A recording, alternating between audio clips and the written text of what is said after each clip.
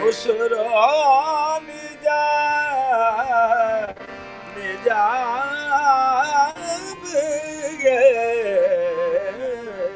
जुरत आमोज मेरी ताब सुखन है मुझको, शिकवा अल्लाह से खाकम बदहन है मुझको। ये एहसास जो आप दोनों ने दिया एआई तो कभी नहीं दे सकता, वो हमारी मदद कर सकता है।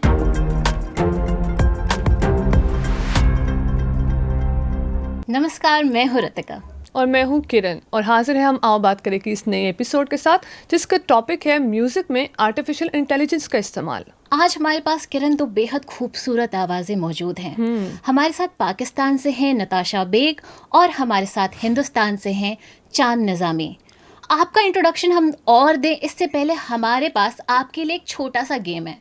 हम आपको 30 सेकंड देंगे और इस 30 सेकंड में आपको अपनी इंट्रोडक्शन देनी है, अपने बारे में बताना है और म्यूज़िक और एआई के बारे में आप क्या सोचते हैं इस पर भी कुछ बातें करनी है।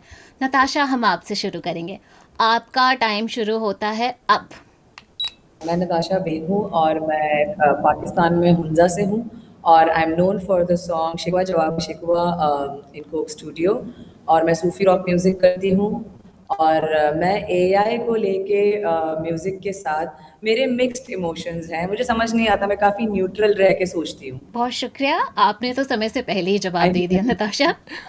चांद जी, अब हम आपके पास चलेंगे। मैं चांद निज़ामी, इंडिया, दिल्ली से हज़रत निज़ामुद्दौला के दरबार के पास से बोल रहा हूँ। और एआई जो आप आजकल आप सुन रहे हैं या देख रहे हैं, हमें तो समझ में आया नहीं कि ये क्या चीज़ है और क्या है। अगर ये ख़त्म हो जाए तो ज़्यादा बेहतर है। और आपने भी समय से पहले अपना जवाब दे दिया। किरण, हमारे शो में आज से पहले ये कभी हुआ नहीं था, तो हमारे पास काफ़ी बेजोड़ गेस्ट्स हैं आज। ये भी देखना है कि हमारी जो आवाम है, हमारे जो लोग हैं, वो आर्टिफिशियल इंटेलिजेंस और एआई का जो म्यूज़िक है उसके बारे में क्या राय रखते हैं, उनके पास क्या क्या सवालात हैं। जो आपकी इमेज का, आपकी पर्सनालिटी का हिस्सा नहीं है वो एआई ऐड कर देगा। I really don't think that at its core it is something that is ethical. चलिए, मुझे AI बिल्कुल भी पसंद नहीं है। I don't really care. I am confident in my work. Prefer कि कोई इंसान खुद से, जो इंसान इस चीज़ पे कितने महीने साल लगाकर इन्वेस्ट करके वो चीज़ कर रहा है, I would better listen to that. मैं इतनी मेहनत कर रहा हूँ और वो चीज़ AI ने कर दी। तो एक जो एक्चुअली जो इंसान गज़ल गा रहा है उसकी वैल्यू बढ़ेगी and people will actually go to the concert. हमने कभी ये एक्सपेक्ट करा ही नहीं था कि भाई हनी सिंह के गाने को हम 90s में बना सकते हैं। हम एआई से बेटर है, लेकिन एआई भी अपना कंपटीशन दे रहा है हमें। चेंज तो अपनी जगह बनाता है। ये नई उम्र के बच्चे थे, इनमें से कुछ ऐसे भी थे जिनमें मैं भी शामिल हूँ। जब वो मोहम्मद रफ़ी साहब को सामने गाता हुआ देखते हैं, किशोर कुमार के गाने आजकल बहुत एआई डब हो रहे हैं, वो खिलाफ हैं इसके कि ऐसा नहीं होना चाहिए, लेकिन वो एक खुशी भी होती है कि अरे ये तो गुजर गए थे, ये हमारे ज़माने में नहीं है, लेकिन सोचो हम इनको अब सामने गाते हुए देख रहे हैं। इस खुशी के बारे में आप क्या कहेंगे जो नई जनरेशन को मिल रही है? हमारे पाकिस्तान में एक गुलकार हैं गाने वाले, उनका नाम शायद चाहत अली, शायद उनका नाम है। उनकी आवाज़, वो खुद कहते हैं मेरी आवाज़ सही नहीं है, उन्होंने खुद कहा कि मुझे कुछ नहीं आता, लेकिन दुनिया उनको सुन रही है। और मैं समझता हूँ कि बड़े बड़े शो भी करते हैं वो, लंदन में, मेरे ख्याल से पाकिस्तान में भी। तो देखिए, ये एक अलग मैटर है, लेकिन ये जो मकाम जिसने ज़िंदगी गुजार दी अपनी, जैसे शहंशाह गज़ल उस्ताद मैनी हसन खान साहब, उस्ताद ग़ुलाम अली खान साहब, ये लोग, या इंडिया में आ जाएं आप, बेगम अख्तर हैं, या प्लेबैक सिंगर में रफ़ी साहब हैं, लता मंगेशकर जी हैं, इन लोगों का जो मकाम है वो बहुत बहुत आला है। हम देखते हैं कि कुछ लोग होते हैं जो सॉन्ग को ज़्यादा फील करते हैं, या कुछ लोग होते हैं वो इस चीज़ पे ज़्यादा फोकस करते हैं कि रियल में ये गाया किसने है। तो आपको क्या लगता है कि वो चीज़ ज़्यादा मैटर करती है कि सिंगर कौन है, उसकी पर्सनैलिटी क्या है, उसकी पर्सनैलिटी में क्या क्या चीज़ें हैं वो उसको अट्रैक्ट करिए, या फिर जो एआई आजकल कर रहा है कि अगर वो उसी फीलिंग्स को क्रिएट कर पाए? असल में एआई कल्प्रिट नहीं है, कल्प्रिट है हम जिस तरह से उसको इस्तेमाल कर रहे हैं, हम गलत कर रहे हैं। क्योंकि मतलब एआई आया है आपकी मदद करने, छोटू बना दिया आपने कि बस मुझे ये भी कर दो, ये भी ला दो, वो भी ला दो,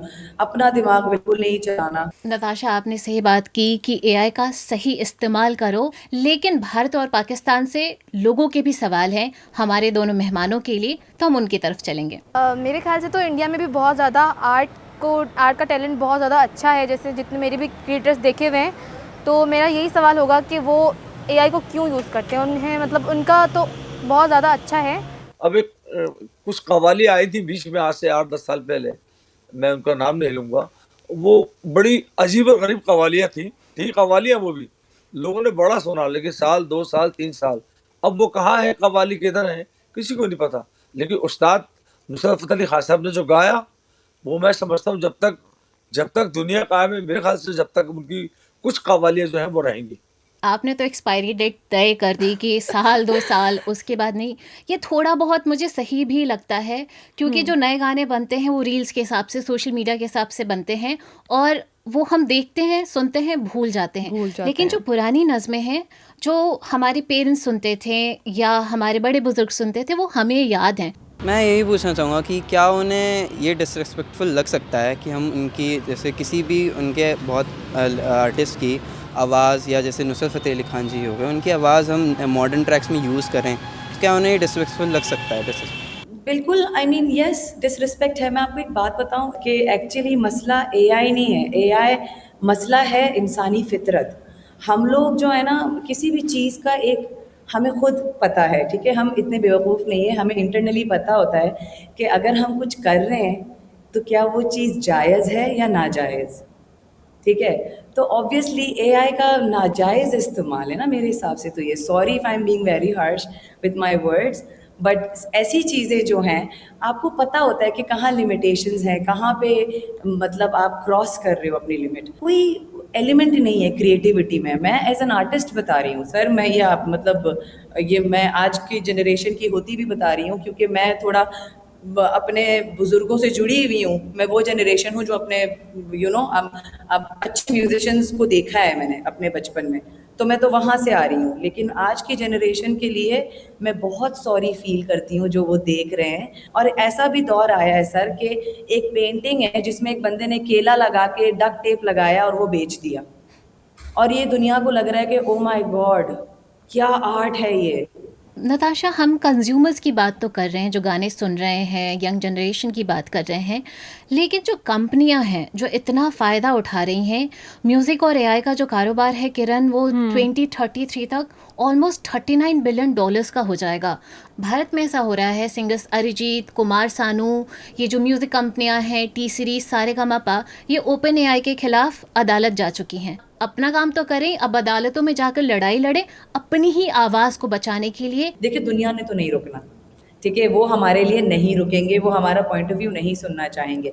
लेकिन असल मतलब ऐसे दौर में रहते हुए असल कामयाबी ही यही है कि आप उसके खिलाफ लड़ भी सकते हो, अगर आप उसका इस्तेमाल भी कर रहे हो तो। लेकिन अगर आपको लग रहा है कि वो अपने लिमिट्स क्रॉस कर रहा है तो आप उसके खिलाफ जाते हो। अगले सवाल की जानिब चलेंगे जो पाकिस्तान से है, हमारे इंडियन गेस्ट के लिए। Specifically I would like to talk to Shreya Ghoshal because she is amazing and I would like to know her perspective on it because she is usually very traditional in her singing and things like that.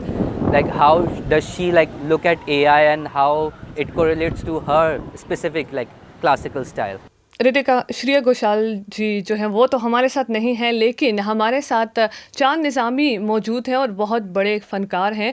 तो चांद निज़ामी, आप क्या कहना चाहेंगे कि अगर आपको मौका मिले या अभी भी अगर आप चाहें तो क्या आप एआई को इस्तेमाल करना चाहेंगे? क्योंकि इसका इस्तेमाल जो है वो क्लासिकल सिंगिंग में भी किया जा सकता है, और ना सिर्फ सिंगिंग में बल्कि आप इसको एडिटिंग में, कंपोजिंग में या राइटिंग में, स्क्रिप्ट राइटिंग में, कहाँ आप इसको देखते हैं कि आप इसका इस्तेमाल कर सकते हैं? नहीं, अल्हम्दुलिल्लाह मुझे तो कोई ख्वाहिश है नहीं इस तरह की, मेरी तो कोई तमन्ना नहीं है, और हो सकता है कि अगर कभी मौका मिला तो मैं नहीं करूँगा। क्या हम एआई की हेल्प से कोलैबोरेट कर सकते हैं, like Indian artist and Pakistani artist? ये बुरी बात नहीं है, ये तो मतलब ये मैं शायद मेरे हिसाब से ये एआई का सही इस्तेमाल है। एआई एक कॉम्पिटिटर की तरह हमारे सामने रहेगा, तो क्या ये आपको लगता है कि कंपटीशन की तरह सिंगर्स के सामने होगा, तो सिंगर्स को डर है कि वो कहीं पीछे ना रह जाए? सिंगर्स को डर लाजमी है और ये इनसिक्योरिटी दे रहा है, लेकिन इवेंचुअली मेरे हिसाब से मैं एआई को अपना कॉम्पिटिटर बिल्कुल नहीं मानती। मुझे नहीं लगता कि जो चीज़ मैं टेबल पे ऑफर कर सकती हूँ वो एआई किसी भी तरह से कर सकता है, क्योंकि जो मेरा जो एक्सप्रेशन है वो मैं हूँ, वो एक मशीन नहीं दे सकता। वो आवाज़ कॉपी कर लेगा लेकिन उसके अलावा पता चल जाता है। आप कोई भी चीज़ एआई उसमें अभी भी आप एआई को डिटेक्ट कर सकते हो। आर्टिस्ट को आता है जब क्रिएटिव ब्लॉक, तो आई थिंक एआई आपका वो क्रिएटिव ब्लॉक तोड़ देता है। इट्स जस्ट लाइक जैसे आप ब्रेनस्टॉर्मिंग करते हो ना, अपने आर्टिस्ट करेगा मैनेजर के साथ बैठ के, अपनी टीम के साथ बैठ के, तो हाँ यू कैन एआई को आप इस तरह ले सकते हो। आप कॉम्पोजिशन में हेल्प ले सकते हो, कोई चीज़ आपके दिमाग में आप इमेजिन नहीं कर पा रहे। हाँ, अगर आप, मुझे लगता है अगर आप एआई यूज़ भी कर रहे हो ना, तो उसमें भी एक इंसान को एक्सपीरियंस दो, मीडियोक्रिटी मत दो। किरण, बहुत एआई हो रहा है, हमारे पास 2 इतनी बेहतरीन आवाज़ें हैं, क्यों ना हम इन आवाज़ों को अपने दर्शकों तक ले जाएं भारत और पाकिस्तान में, और बताएं कि एआई इनका मुकाबला एआई कर सकता है या नहीं कर सकता। सर ही गाएंगे, मेरी कोई ऐसी जरूरत नहीं है कि मैं सर से पहले, मुझे तो सर के सामने गाते हुए एक छोटा सा टुकड़ा। वाकई में हमारी नताशा जी बहुत बड़ी फनकारा हैं, बहुत बड़ी गुलकारा हैं पाकिस्तान की, माशाल्लाह इनका दुनिया में नाम है। आपके हुक्म के मुताबिक मैं हज़रत अमीर खुसरो का एक बहुत फेमस कलाम है हिंदी में, छाप तिलक सब छीन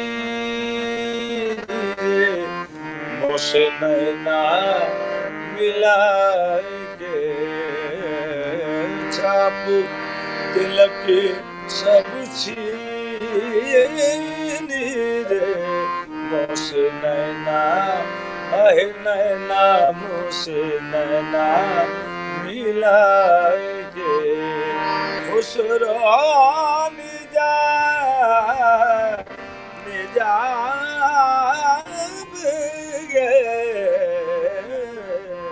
छाप तिलक सब छीन रे मुझसे नैना मिला।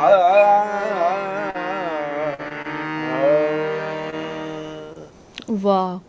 अब आप यकीन कीजिए, मैं जब परफॉर्म, मतलब जब मैं गाता हूँ तो ये सब कुछ मेरे कानों में नहीं होता है। सर के सामने गाते हुए मैं थोड़ा सा नर्वस हो रही हूँ, और इजाज़त है सर। मैं चाहूँगी अपना, thank you sir, thank you. मैं बस चाहूँगी मैं वो गुनगुना दूँ अल्लामा इकबाल का जो कलाम है, शिकवा जवाब शिकवा। बहुत खूबसूरत गाया आपने, सुना मैंने वो भी। Thank you sir, thank you so much. मैं मेरा दिन बहुत अच्छा गुजरेगा। I'm starting. क्यों ज़ियाकार बनूं, सूद फरामोश रहूं, फिक्र फरदा न करूं, महवे गमे दोष रहूं। क्यों मैं ज़ियाकार बनूं, सूद फरामोश रहूं, फिक्र फरदा न करूं, महवे गमे दोष रहूं। नाले बुलबुल के सुनूं,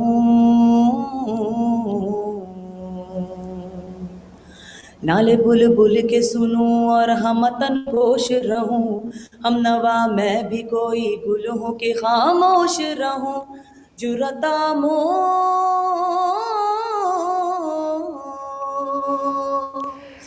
जुरतामोज मेरी ताब सुखन है मुझको, जुरतामोज मेरी ताब सुखन है मुझको, जुरतामोज मेरी ताब सुखन है मुझको।